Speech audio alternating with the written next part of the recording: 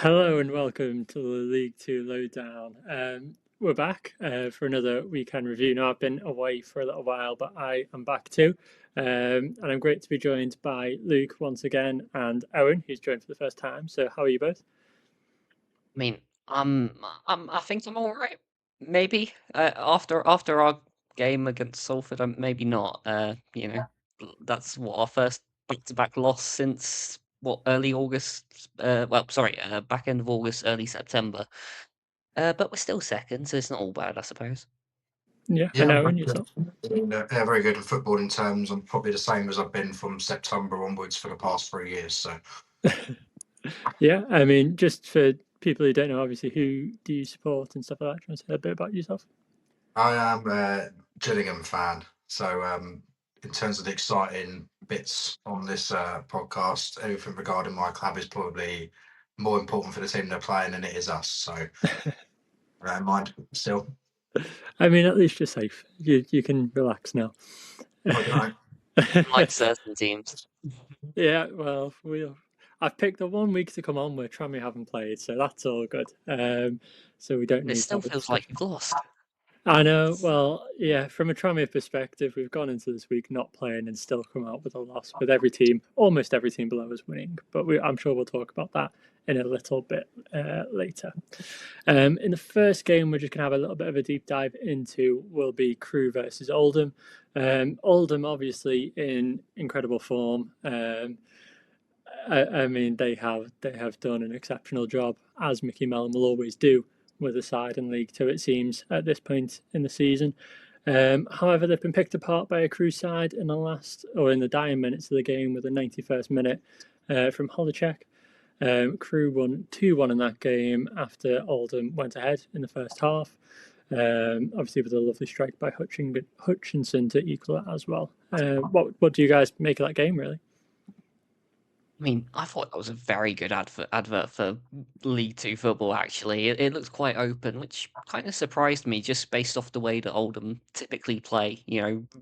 Very compact, don't concede many at all. That's all we've been talking about, the amount of clean sheets they've got recently. But this one was actually really open. Lots of shots from both sides. Definitely could have gone either way. Got to give Kane Drummond credit because I've been taking shots at him all season, and he's suddenly turned into prime Lionel Messi. So yeah, fair enough. It's a decent goal to get him on the board, but I mean, you've mentioned that Hutchinson strike already. Just wow, that was outrageous. And to be fair, the other goal wasn't that bad either.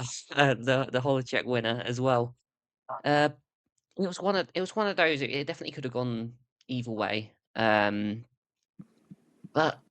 I don't know. I feel like Crew maybe had this slightly better quality chances. I know the two they scored were much harder chances than some of the ones they actually did score.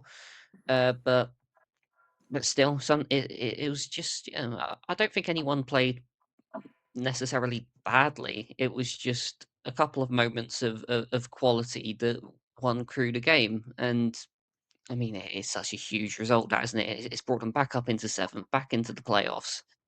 Front of the pack, yes, a couple of teams below them have a game or two in hand. But if it was Formula One, they've got track position, and that's not a bad spot to be in. So yeah, decent result for Crew.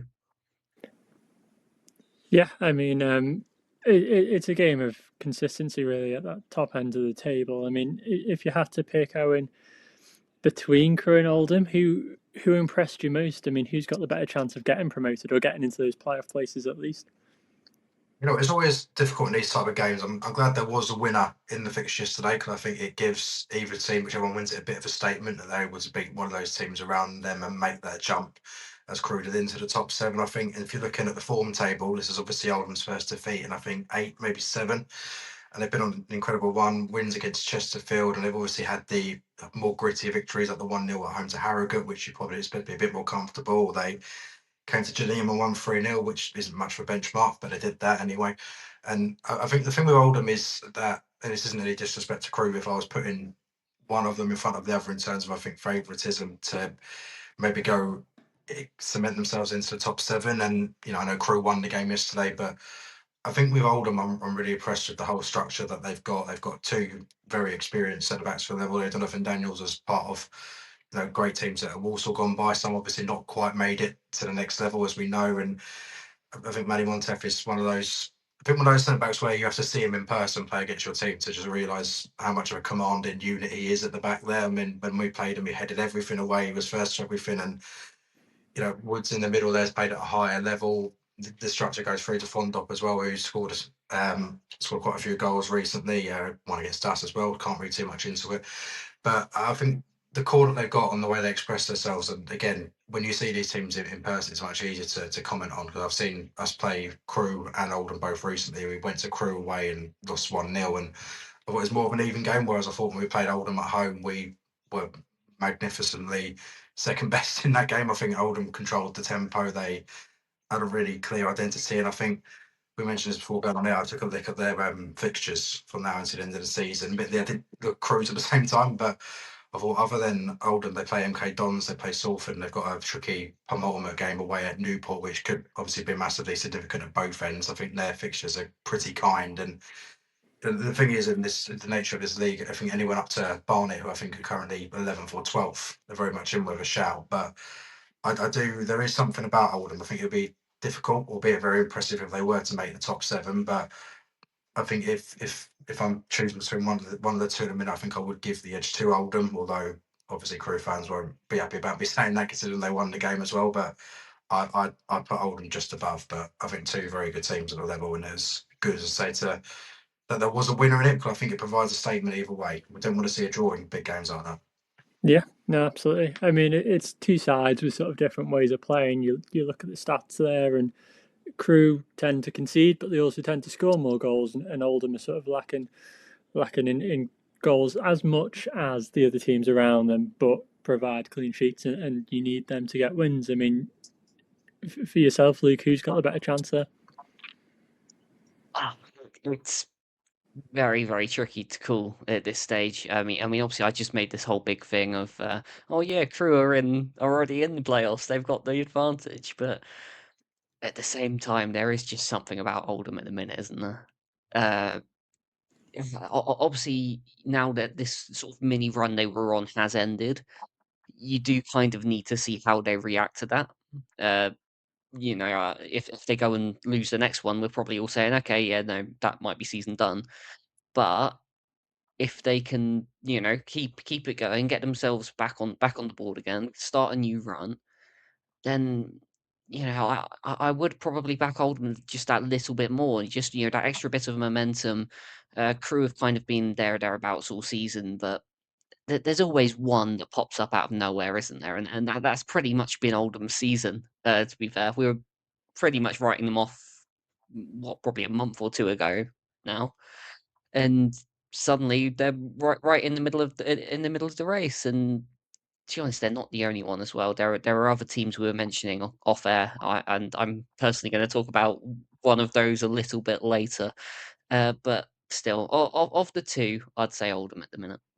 Yeah, that's fair enough. I think Oldham's a tricky one, isn't it? I mean, as you say, they don't concede. I think that's the first time that they've conceded since the game against Tranmere, funnily enough. And then they go and concede 2, and obviously ultimately lose the game, which puts them down there. It's a tricky one, but I'd say for Oldham fans, I mean, I see similarities to the way that the Mickey Mellon side of Tranmere played. Not to bring my own team into it, but they are, as we've joked and as I said at the start of the season, Tranmere's reserves. They've taken these Tranmere players, and to be fair to him, he's elevated them, and they've taken the best bits of Tranmere teams gone by. You look at Manny Monte. I mean, as you say, you've just got to see him in person, and we saw him for that 18-19 season. He dominated players. He'd be shouldering people off the pitch. He'd be, he was that dominant force, and that's what you need at the back. And he's got that experienced head to sort of shore up the confidence and things like that around him, which I think will always help. And it shows, the proof is in the pudding. They hardly concede, and you need that to do well. But it's exciting to see. Mickey Mellon, Scott Davis, Gary Brabin, it's an exciting unit there. And for a Tranmere fan, you're not meant to like Oldham, but how can you dislike a team that's got Mickey Mellon in charge. I mean, you see him celebrating. It's there's so many similarities to the way that we played in that season. We struggled in the first half. We came back second half of the season and we climbed the table. And Oldham are doing that just now. And we finished, I think it was sixth, and got promoted via the playoffs on back-to-back promotions. So, I mean, if there was ever something to go by, I think Oldham fans could be excited. It might be a little too soon, a little too late rather.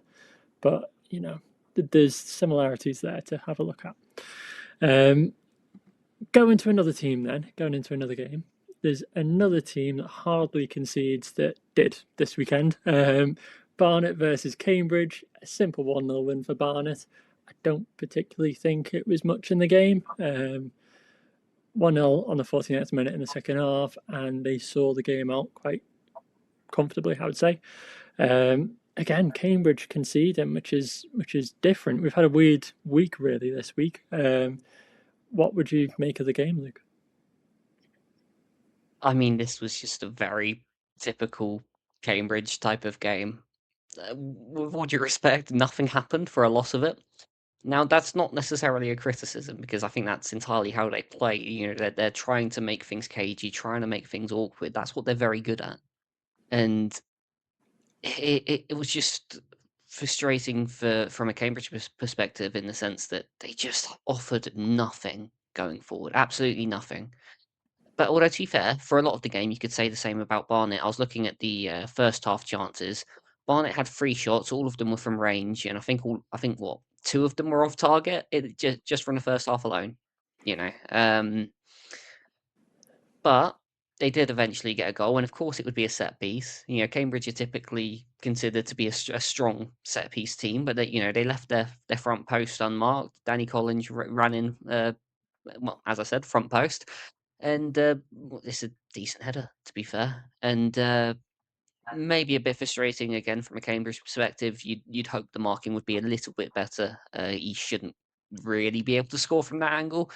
But ultimately, it happened, and they just didn't have enough to find a way back into the game. If you're looking at Cambridge, they had 1 shot on target, and that shot on target was a free kick from a really weird angle late in the game.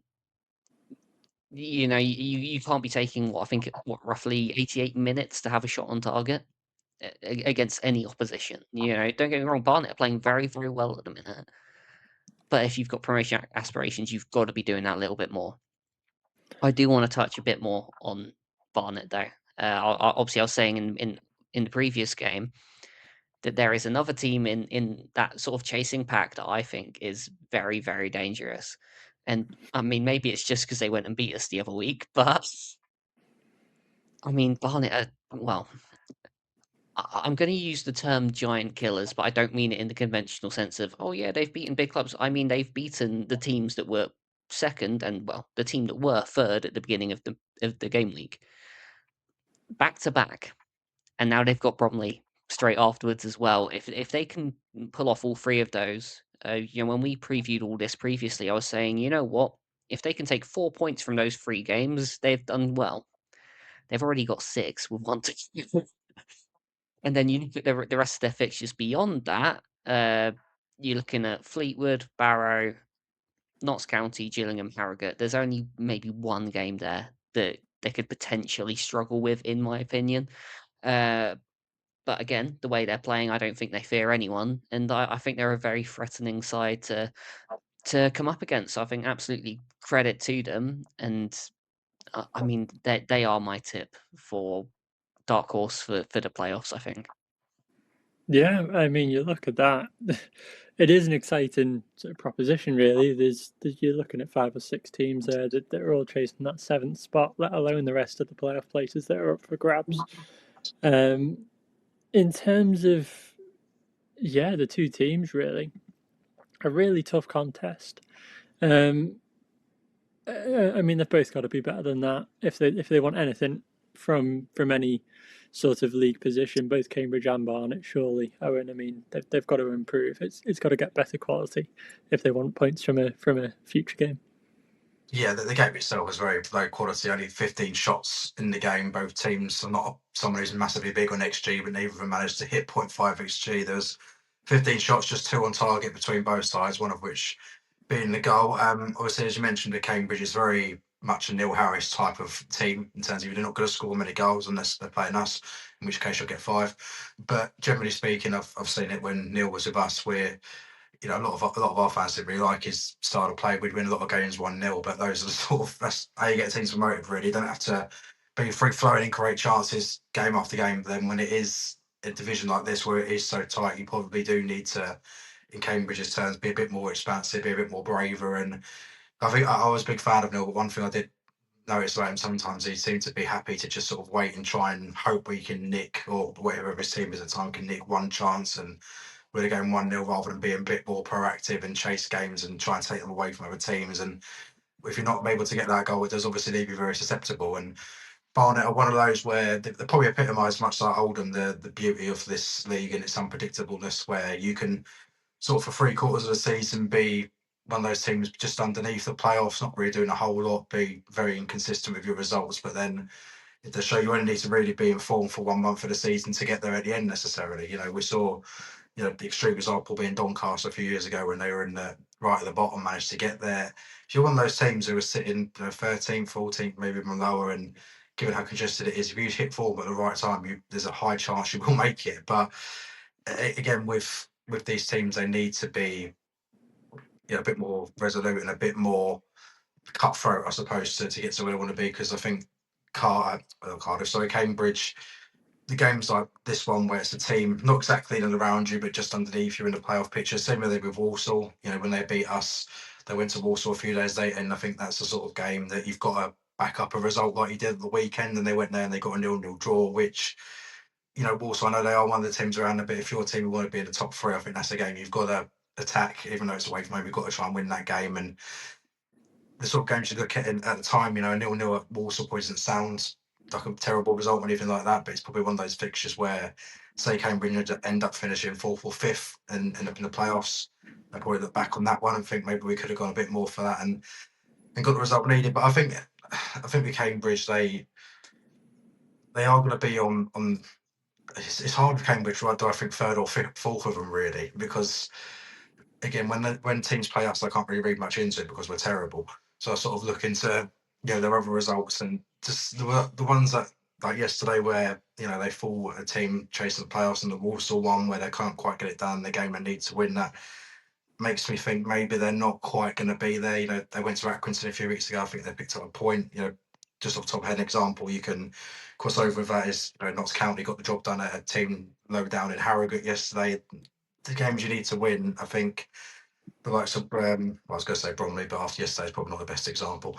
Not kind of example. They're getting the results you need at the places you need to get them, and I don't know if Cambridge are gonna quite have enough to sustain that ahead of the current 3, which they are, which I would say are probably going to stay that way. But all remains to be seen. A lot can happen in 6 games, but I think for both teams there's work to be done. I think for Barnet there is reasons to be optimistic. I think you can look at the Oldham form. They were 16th before they played us, and they went on to win all those games since. Obviously, lost that winning run yesterday, but I think Barnet can take confidence of that and think they can go on a similar run. And like it's already been said, if you've beaten the top 2, as it were, at the time, other than Bromley, and you have Bromley next, I think that off the top of my head, they have Notts again very soon as well. If they win those games, that's a huge statement. But it's a very big if. If they go and beat Bromley and complete the trifecta, as it were, at the time, then I think that sends out ahead of a message. But it all does remain to be seen. But I think there's reasons to be positive for Barnet. It's just whether they can sustain it in the long haul. Yeah, no, that's fair enough. I mean, looking at the game, and I don't know, and I'm sure that fans of both clubs can comment and talk about it.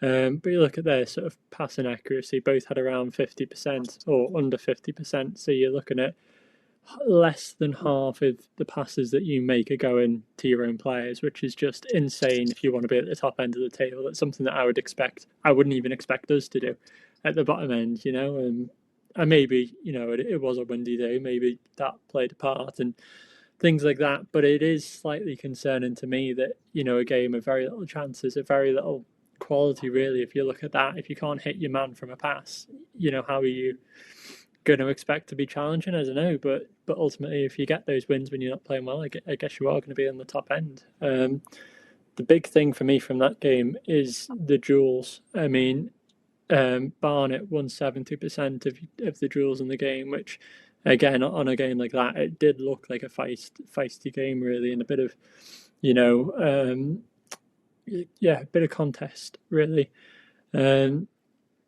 Slightly concerning from a Cambridge point of view if you're not going to put up a fight in that way, and if you're not going to win those 50-50s, whether you're going to get many points. But yeah, I mean, I'm slightly excited to see the game between Oldham and Cambridge in the playoffs if they both make it, to be honest, because I think that'll be an interesting one. I'll be interested to see if any team wants to score in that game. The one we move on to, then, you've mentioned it just then, Barrow versus Bromley. Comfortable win for Barrow, which again we didn't expect. It's been a week of sort of those unusual things happening. Barrow picked up a fairly easy win against Bromley, quite comfortable. Obviously, they went 1-0 down in the first half, but then came back in the second half to win 2-1. I mean, what did you make of that, Luke? It was a weird one, really, wasn't it? Yeah, I mean, I'd say comfortable is maybe a little bit generous. I do think there was, at least in the first half, I'd say it was relatively evenly contested. I do think Barrow had the slightly better half. It was just the one shot that happened to be on target was that Ashley Charles free kick, and I mean, to be fair, great strike. Can't argue too much with that. But then I feel like Barrow just found a new level of belief that they've just not had for a long, long time now in that second half. That second half performance was really positive, actually, and I mean there were a couple of mistakes in there from a Bromley perspective, but you do still have to give Barrow their credit for it. If I am going to look at Bromley, I'm looking at Mitch Pinnock. The marking for the equaliser just wasn't it.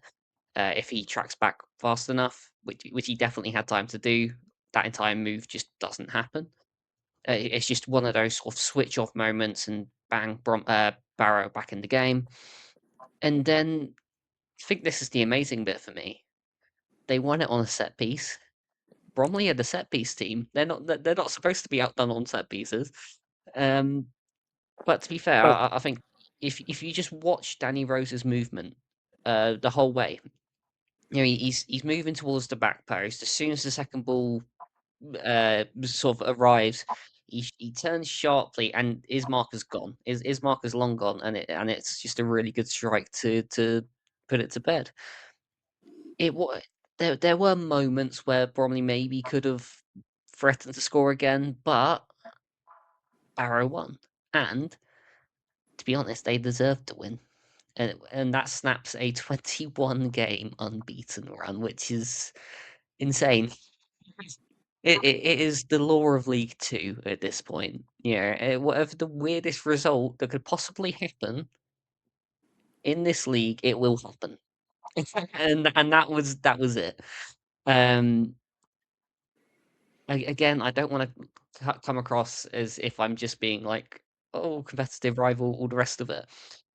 But with Bromley, I feel like their performances haven't been that good for a while, like a long time. If you look back through their results, when was the last time they actually put a few past someone or won by more than a one goal margin? Yes, exactly. I'm sorry. I wasn't gonna say. Um, but they've been stuck in these very sort of cagey games the entire time, and obviously because they've got a fantastic winning mentality, they're able to pull themselves through them. But now they've lost one. What does that do? How do they react to that? They still don't have Michael Cheek for the foreseeable because Andy Woodman's just keeping his mouth shut on that. He could be out for the season for all we know. He could arrive in training tomorrow. It's one of those they're playing that one quite tactically. But now they've lost one, is that going to unnerve them a little bit?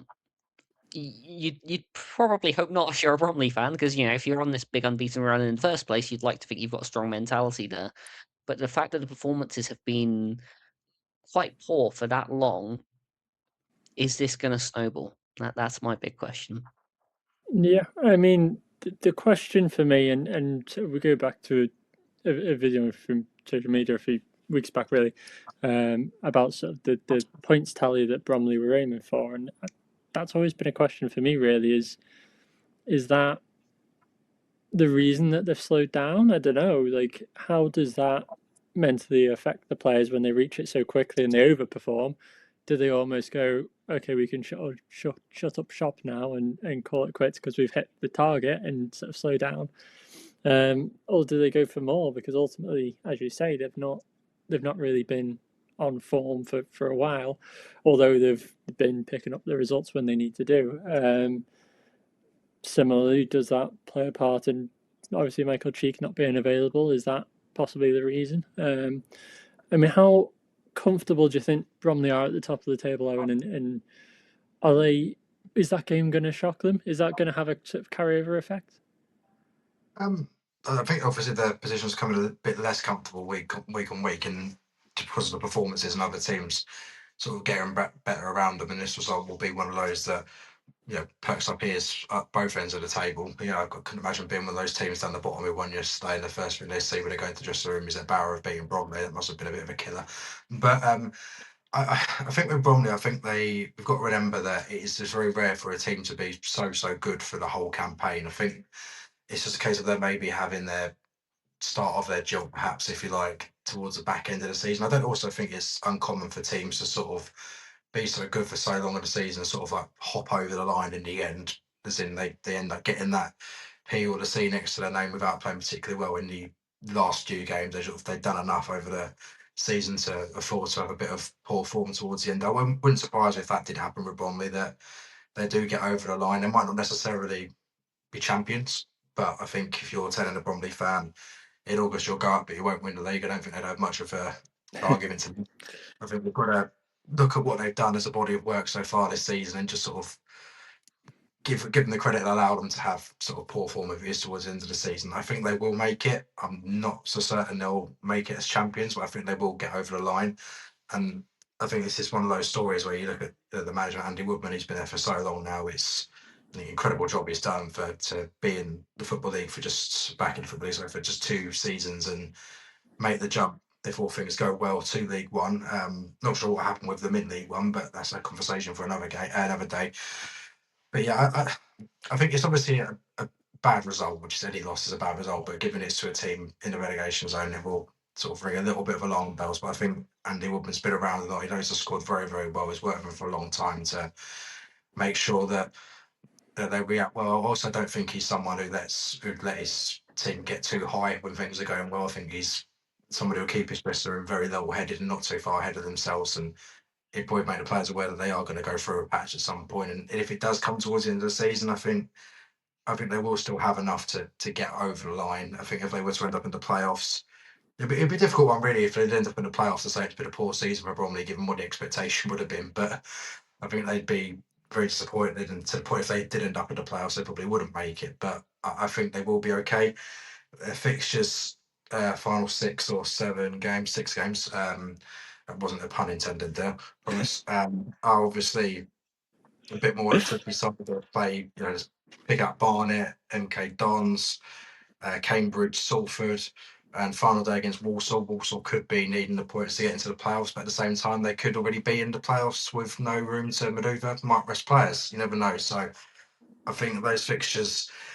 Well, it's interesting because you look at the fixtures, they're really tough to get where you want to be. But on the plus side, if they do go to MK Dons and they win, that would pretty much, with 3 games left, I'd say secure them a top 3 place, wouldn't it? You think? Yeah. So it goes both ways. You can say it's very difficult, but if they get the right result, that'll do it for them. But I think I've seen enough from Bromley to say they will make it, but not necessarily as champions. I'll give myself some breathing room on that. That's fair enough. I'd probably agree with you there. I think all eyes are sort of looking in your way, in your direction, Luke. To be honest with you, that one's on you to take the title. Well, that means we've got to start winning again at some point, Very true. Yeah, I mean, as you say, Andy Bobbin is an exceptional manager. If you guys listening haven't seen the interview with him, obviously we did a few months back, I think, at the start of the season. It might have been, or last season.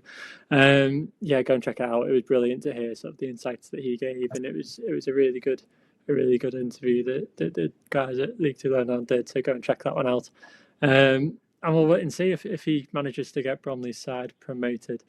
Other flip of the other side of the coin there, you've got Barrow winning for the first time. You know, they're putting a good performance, really. Sam Foley in charge, and I'd say the sort of coaching team there.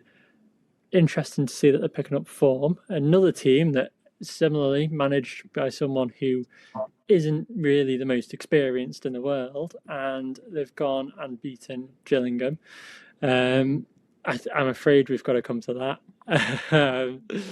It was a 2-0 game. I mean, they left it late on, to be honest. I mean, I reserve my judgment, really, and I'll let you talk about it, Owen. But it looked like a game which perhaps Gillingham could have won. But again, a good start for a new manager. So, I mean, what would you make of the game first, Owen, from your side of things? He's an exceptional manager. I don't think many people will go there and get 3 points this season, so I don't think it's a bad result at all.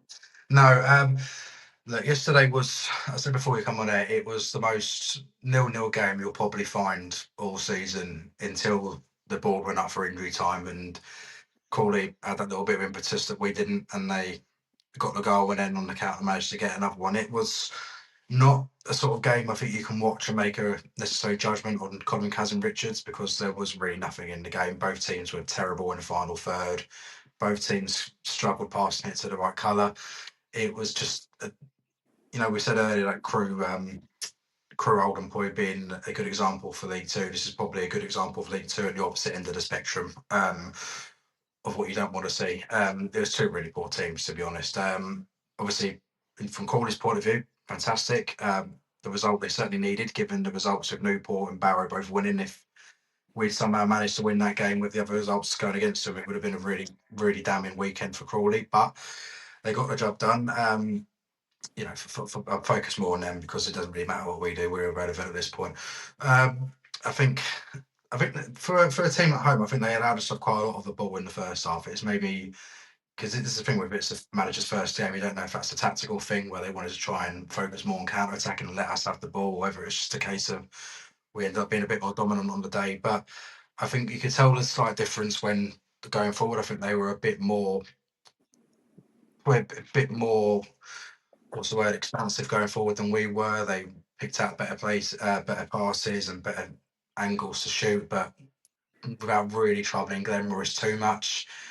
As I'm trying really hard to describe this game as something that actually happened, but it is tough. It was a tough watch. I think the biggest chance of the game probably came for us in the second half. We had a ball into the box, Sam Vokes free header from about 6 yards, and sort of he does what he does. It's a bit over the hill, Sam Vokes, with all due respect, heads it straight at the keeper, and then let's just skip to injury time because there's nothing else to talk about. I'm trying, but so they get the ball down the right hand side, and Crawley, obviously, at this point in the game, the impetus is a lot more on them than it is us, because if we win, draw, or lose that game, it makes no difference at all to what we're doing this season.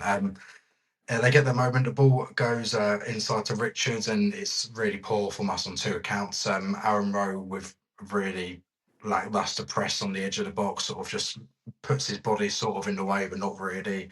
Leaves a really big gap for Richards to shoot through. It goes in at the near post. For me, Glenn Morris should get there and should tip it around the post, but it's been a problem for Glenn this season. Near post shots, it's not the first one he's conceded, and it wasn't the last either. And that gave Crawley the lead. And from then with the experience being a Gillingham fan, well, from when you go 1-0 down in games, that is full time, regardless of the minute. And it was a massive moment for Crawley, a massive goal, the jubilant scenes from their players and the supporters. You can see how much it meant and how much they needed it.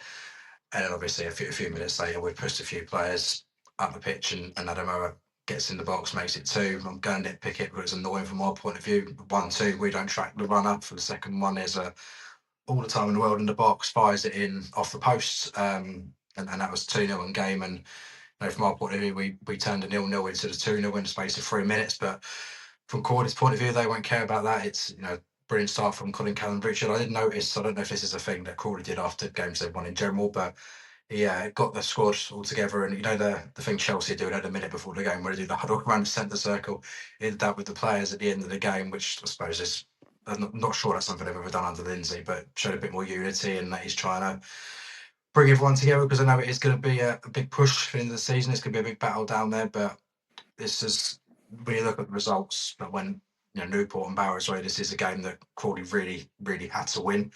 It was a game of low quality, as I say, but those are the games you have to get 3 points. And if they hadn't have got 3 points yesterday, I think it really would have been possibly one of those weekends that defines their season. But from their point of view, they came out on the right side of it. And if it wasn't for the most unpredictable result of the season at Barrow, it would have been a very good weekend. But from their point of view, they did what they had to do. Yeah, I mean, it's a good start, really, isn't it, for the new manager there at Crawley? I mean, Luke, from your perspective, I mean, from my opinion, I seem to think that Crawley struggle in front of goal. I don't really think they've particularly got a goal scorer. I mean, 2 goals in his first game in management. I mean, it's not a bad start to your career, really, is it? And I think, does that give them confidence that they can hit the back of the net before the end of the season? Is that sort of a saving grace for them, perhaps, Luke? Based on the nature of the game, I'm not gonna say that's gonna give them any confidence in terms of their goal scoring. Their top goal scorer is still Harry McCurdy, who was on the bench for that game. I think he's got 6, and the next highest score after that has 3. Yeah. And then they're starting someone like Danilo Orsi every game, who I think has got 1 goal since he returned, and that was a penalty. So I'm not bitter at all. Um, but no, it was the one thing I will give Casimir Richards credit for is the belief he's given that side. I'm not convinced that a Scott Lindsay team would have had it in them to go and score a couple of late goals like that. And I think you're right that there's not necessarily a whole lot in that game. It was pretty much narrow the whole way through. Not too many outstanding chances either side, to be honest. But yeah, it was just a couple of moments where they just wanted it that little bit more right at the end of the game. And I'm glad, Owen, that you've mentioned Aaron Rose defending there. It was lackadaisical. It was his man in first place, backs off of him, kind of half goes back towards him, and then it's like, oh, you know what? I'm not going to get my body on the line for this. Let me just stick a leg out vaguely and hope it blocks it. That can't run. Like, even though you're playing for nothing at this stage, that can't run. If you want to be at the same club next season, you've got to, show some kind of desire. Some kind of willingness that you're investing in the project that your manager is trying to create. And I don't know. I thought that goal just didn't demonstrate that very well at all, unfortunately. But still, like I said, I'm not going to read too much into this particular performance, just because I'm still not convinced by Crawley, and I still think this is The a only weird thing I decision. would say is, I think if they had played a better side or a team with something to play for, I do think they probably lose that game. Yeah, I think with all due respect, I need to see them beat someone that isn't Gillingham. Which could. That's kind of where I'm at with it. They've got an absolutely huge game up next against Newport, which is just a weird one, isn't it? Fuchs versus Kazim Richards. That's League Two, isn't it? So, but still, no. First, I need to see a clear indication that he's going to get them playing some good, inspiring, sort of positive football. And obviously, I've realised it's only been 1 game. It's not going to happen straight away. But with that being said, they don't have the luxury of time, because they've chucked him in with 7 games to go in the middle of a relegation battle. So you need instant results in this particular case. Yeah, it's one to keep an eye on, that's for sure. yeah, I mean, you guys have certainly calmed my nerves a little bit there, talking about the new manager and how you're perhaps still not slightly convinced. Yeah, I've not So spoken that's about you yet. yeah. Well, no, I know what you're saying, and I agree with you. But I think it gives me a little bit of hope, at least. Going into the next game, I mean, we've got Newport, as you say. Newport are against Crawley in their next game. But Newport's game this week, they beat a Shrewsbury side 1-0. Goal in the 68th minute from Bobby Camera. I mean, another team at that bottom, it is scary at that bottom side of the table now. Another team picking up 3 points. What do you make of that game, Luke? Again, it feels like there wasn't actually that much in this game. I mean, from a Shrewsbury perspective, it was about as flat of a performance as it possibly could have been. They registered 3 shots in the entire game. Not a single one of them was inside the box. And actually, the only one they got on target was the one that was from furthest away. So, although it was a decent strike, to be fair, but wasn't going to score from it, being realistic about it. I do think there were signs of improvement in terms of Newport's performance.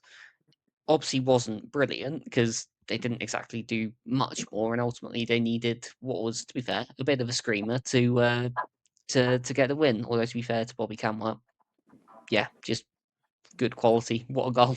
Fair enough. But still, obviously, as much as I love to go on about performances, all the rest of it, you need results, and they found a way to get a result. It's not the most sustainable way to get a result, but at this stage, doesn't really matter. That you just got to find a way to win.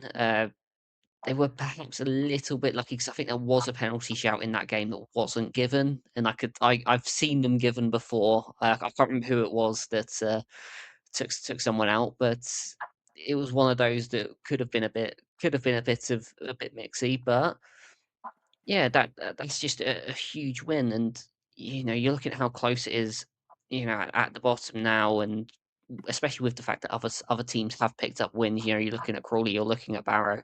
The only one that failed to win was Harrogate, and well, and Tranmere, but then they didn't play, so Yeah.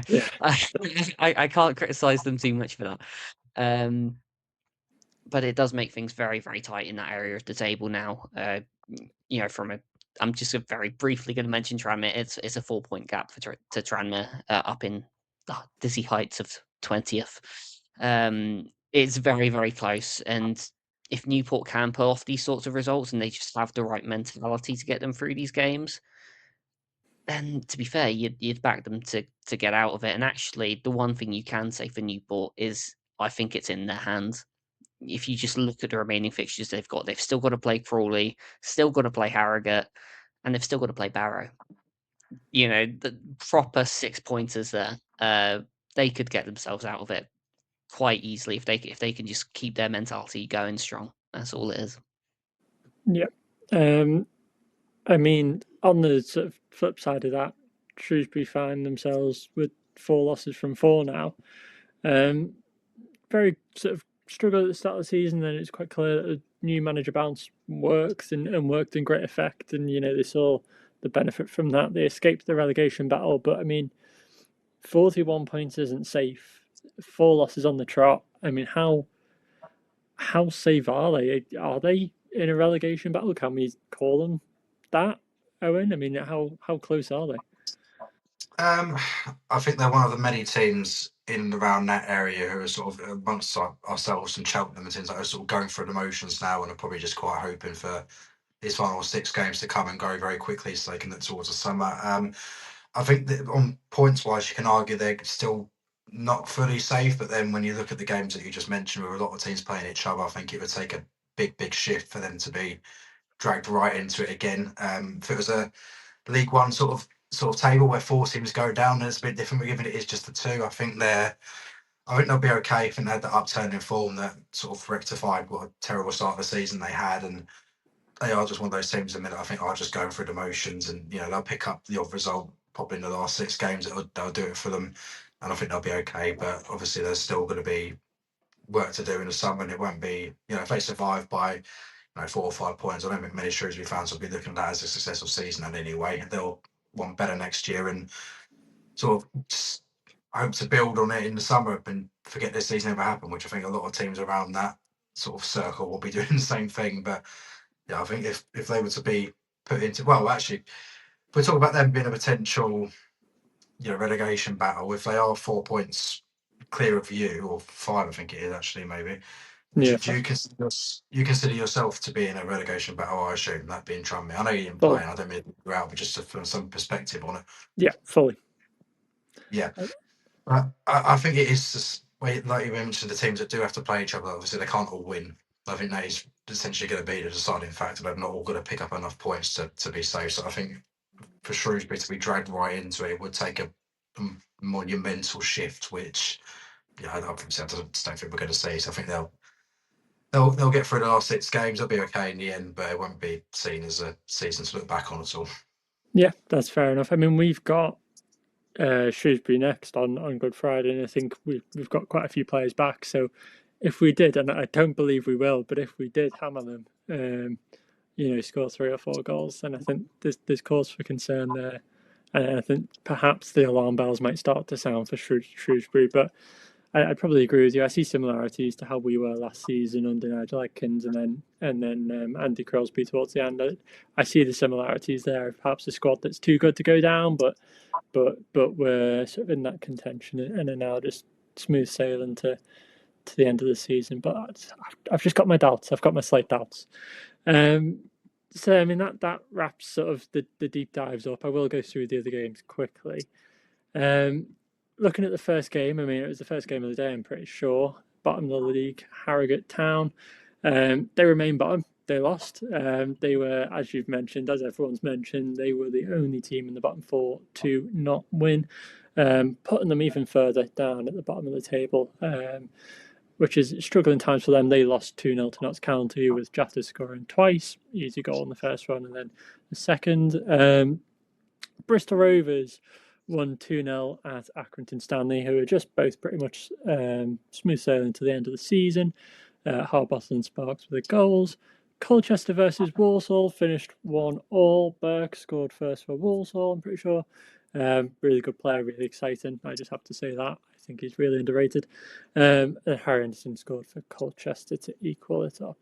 Again, probably two sides who are cruising to the end of the season there. The big one out of these would have to be Salford versus MK Dons.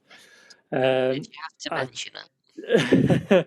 I'm sorry, Luke, but Salford won 1-0 with Butcher getting the goal, pushing them further into the playoff places. I mean, they are now 8 points away from escaping the playoffs, which seems pretty safe to me.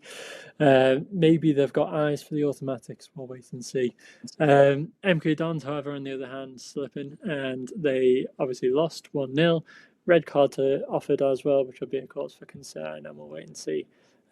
Luke's thoughts on that one, I'm sure, when we go through them. And then the final game was Swindon versus Fleetwood. Now, that was a 1-1 game. Bowden for Swindon and then Helm for Fleetwood after it to equal the game up. Again, it's been a really weird week in League Two. We've tried to sort of jazz it up as much as we possibly can. I think there's been a couple of weird results, but not a great deal of sort of excitement. I mean, if you had to pick anything from those games to talk about, I'll go to you, Luke, first. I'm sure you'll talk about MK, but I'll let you talk about it. I won't talk about us too much because, to be honest, it was such a nothing game. I had totally blocked from my mind that Offord had been sent off in that game until you reminded me then. So thanks for that. That was the dumbest red card he could have possibly picked up. Why would you boot the ball at a player you've just fouled right in front of the ref as well? Just please think about it. I'm pretty sure he now misses a couple of very important games against, we got Barrow first, maybe not quite as important, but technically every game's important now. But then Oldham and Bromley are huge games that he's now going to miss. But in terms of our performance, we just looked flat from the start. Yeah, I don't think there's necessarily a lot in the game, but I think Salford battled better than us. They were more structured, they were more organised. They man marked efficiently. We had no idea what to do with it, so we kind of just resorted to hoofball, which was very frustrating because there is no point trying to hoof a ball forwards to Aaron Collins. Come on now, can you please think about it? But yeah, I mean, obviously you had the goal, which was a frustrating one. There were multiple points we could have prevented that. I'm particularly looking at Gilby just totally losing track of Butcher just outside the box, but Yeah, it's one of those. The only positive I can really take from that particular game is that Nathaniel Mendez-Lang is back. So hopefully we can get him up to speed very quickly, and hopefully Callum Patterson won't be too far behind him. Because if we can get him back, I'll be feeling very confident. But anyway, that's enough about our game because yeah, it's just not worth talking about, to be honest. Um, I'm going to make one very brief point on Colchester, and I'm going to jump to another game, and that is that was they in their 1-1 draw with Walsall. That was the third goal they've scored in the last 7 games, and in terms of this month, they've only had 2 goal scorers. One I believe was Jack Payne, and the other was Harry Anderson, who scored in this game and the previous game that Jack Payne scored in. So goal scoring is becoming an absolutely huge problem for them now, and I mean, their season's just entirely done. They've dropped below Fleetwood. That's kind of your benchmark. They're consistently inconsistent. 2 seasons running. If you've fallen below them, your season is done, unfortunately. Um, which again seems odd. I know they've had all sorts of injury issues, but with the players they've got, I'd still expect them to do at least a bit better. You're looking at someone like Lisby that's not scored for a long old time now, amongst others. But the main game I'm gonna come to is one that I managed to see a little bit of, aside from Don's, obviously, which was the Harrogate-Notts game, and actually, in terms of general performance, I don't think Harrogate were that bad. It's just the areas they were bad were both boxes, and that's the painful bit, because that's the bit that matters. So as much as their build-up play is quite nice and, they can play it about reasonably well, they had nothing going forward, and at the back, I don't even know what I was watching at times. I mean, if you're looking at the second goal in particular, uh, Henry Gray, the keeper, poor distribution in the first place, and I don't know what he's doing with the save, or kind of just jumping vaguely at your opponent and hope they won't hit it past you. Don't really know what that was about. But yeah, and, that's just unfortunately where Harrogate were at. Goals have been a problem for them all season, and that it's not looking like they're fixing that. I do still have some faith in that side that they can get results, but it's not going to be easy for them. At least not if they're playing in both boxes like that. At least shore up the defense a little bit more. Although that being said, doing it against Notts is not easy. Uh, as much as Harrogate were poor in both boxes, I think that's where Notts excelled. And at this stage of your season, you've got someone like Jatta that's going to put some goals away. You've now got you've got your full complement of strikers back, haven't you? You've got Nlavu and Dennis there as well, so they do have options. I think their concerns are going to be the lack of availability with their various sort of centre backs and midfield players, but that's a story for another day. Well, I'll leave it there. Doesn't help with red cards to Ollie Norburn, I guess. I mean, what are your thoughts on those games, Owen? Anything to pick out from your point of view? Not from those games. I was going to make a point on Swindon. Just looking, obviously, a 1-1 draw with Fleetwood yesterday. That's now just 2 wins in 7, no wins in 4 at the county ground. Obviously, had the two, ironically, 2 back-to-back wins against my team and your team. 2-0 win at Priestfield and then the 1-0 win at Prenton Park. It's interesting with them because they sit quite comfortably in the playoffs. There's now 7 clear of Crewe in 7th. They look like they're going to be obviously there.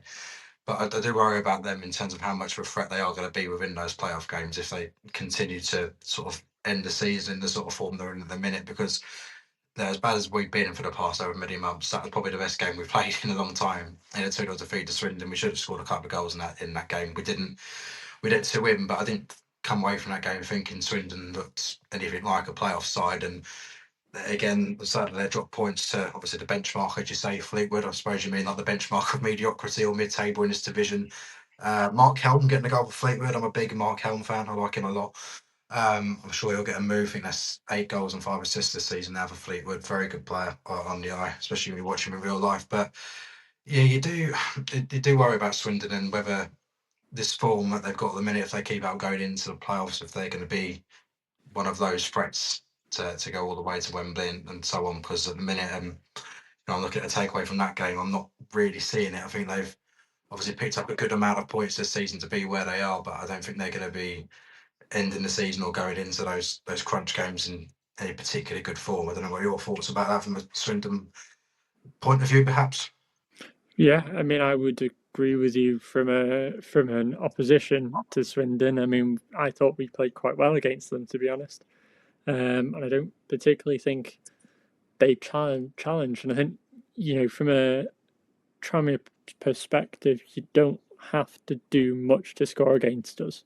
To be as lenient as I can to ourselves, that's sort of the reality. So I think they could, they got the goal fairly comfortably, but I didn't think they played particularly well.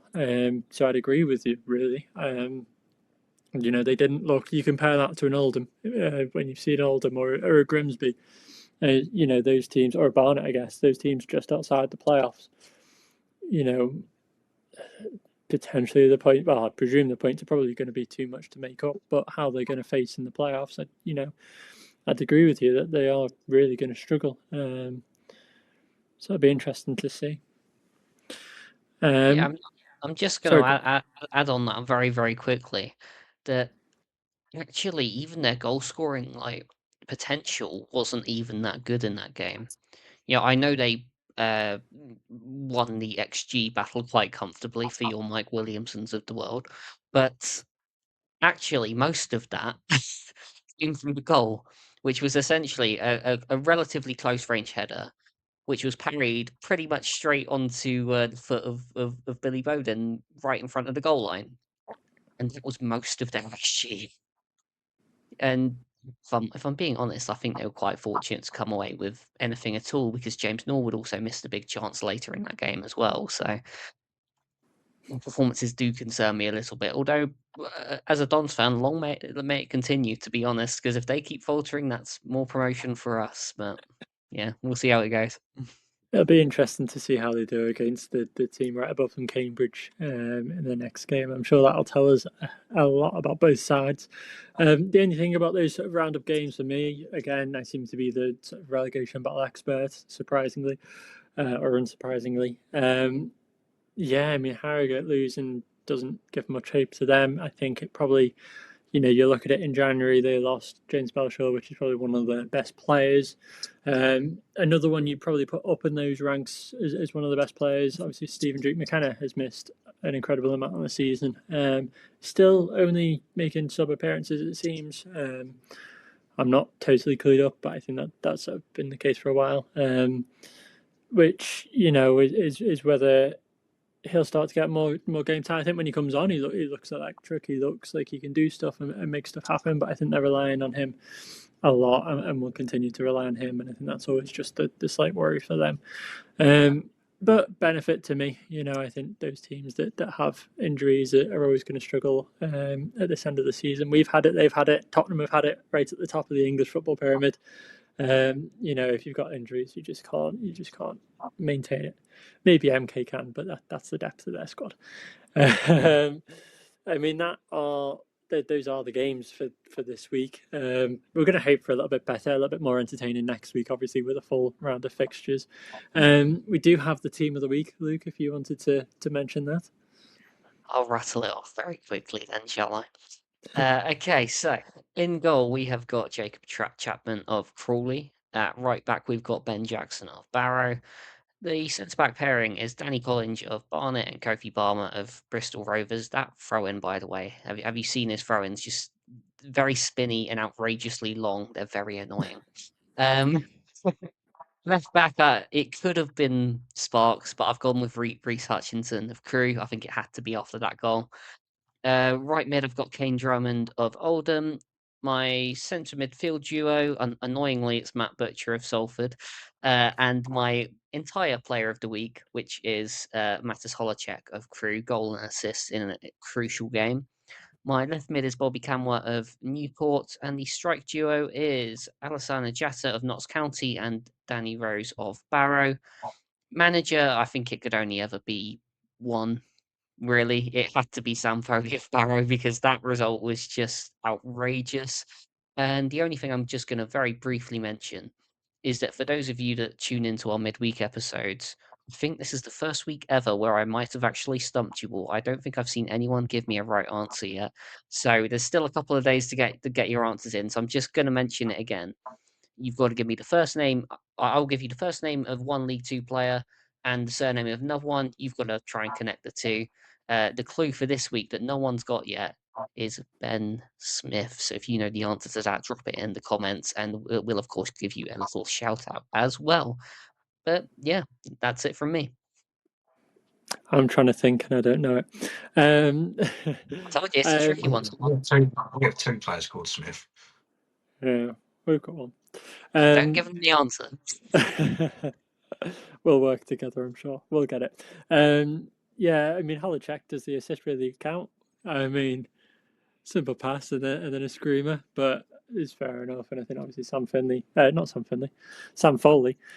deserves all the plaudits for him and his coaching team, obviously, for getting that win over the top of the table. And maybe there's a manager career there. I don't think he particularly was invested and interested in it before this season. It's sort of like a firefight, but who knows? That could be the future for Sam Foley. We'll wait and see.